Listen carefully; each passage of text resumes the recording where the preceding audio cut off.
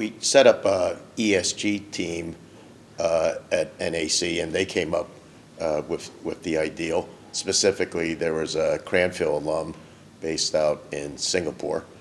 When we surveyed what our peers and competitors were doing, despite all the rhetoric, there was very little being done. So we decided to go deep. We actually are at two institutions, Cranfield on the graduate level, and then Embry-Riddle in Singapore at the undergraduate level.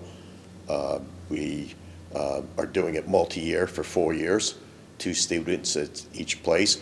And we decided not just to focus on the sort of general management stream, but also the technical stream as well.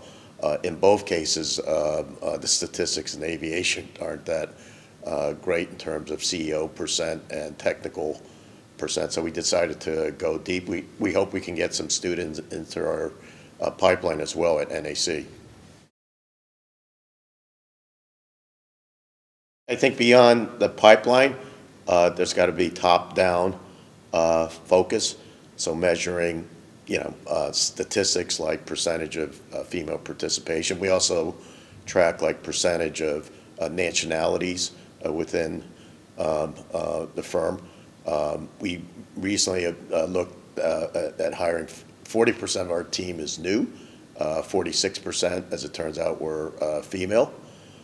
Beyond the metrics, we build focus through our performance reviews and our organizational reviews.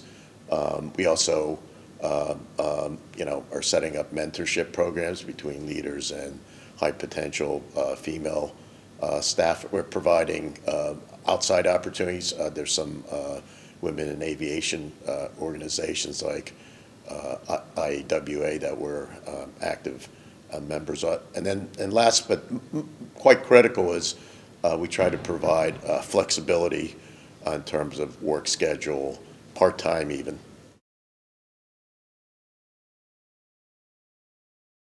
Whether it was COVID or 9/11, governments really came to the rescue of the airline industry and their staff, which basically shows it's core to the economic fabric of the world. And also, as you know, the aerospace industry, which provides a lot of high-tech jobs, also national security, it's key there as well. I think the airline has to do, the aviation industry itself needs to focus on key issues to maintain the goodwill, like sustainability, safety, customer service.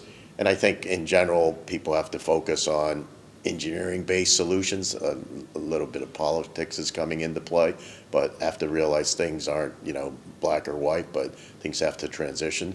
So I think the industry needs to do some self-help, and we have to promote more of a transitional approach to things.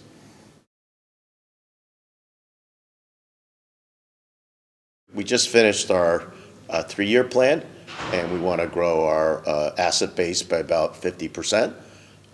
We're shifting from traditional regional aircraft like turboprops and smaller jets to more larger narrow bodies like 737, 320. So that's part of the plan. We're also exiting the older, less fuel efficient types like Q400s and Embraers for 8220s and ATRs. We're also trying to take a full life cycle approach, not just new aircraft, but used aircraft, cargo conversions, part out, things like that. And we're trying to, build on our great asset management platform all at the same time. The reality is there's no silver bullet. It's a bunch of incremental steps, be it operations and the ATC, or refleeting to newer, more fuel-efficient types. Technology plays a big role, especially on the engine side. So things like open rotor, electric hybrid, truss wings, that's going to be big. I think most people have come to the conclusion that hydrogen and electric for the larger planes are quite a ways off. So there's quite a bit of focus on SAF. But then the issues on SAF are feedstock, refinery capacity, and economics. So a lot of little things, but have to set a high objective though to even get close.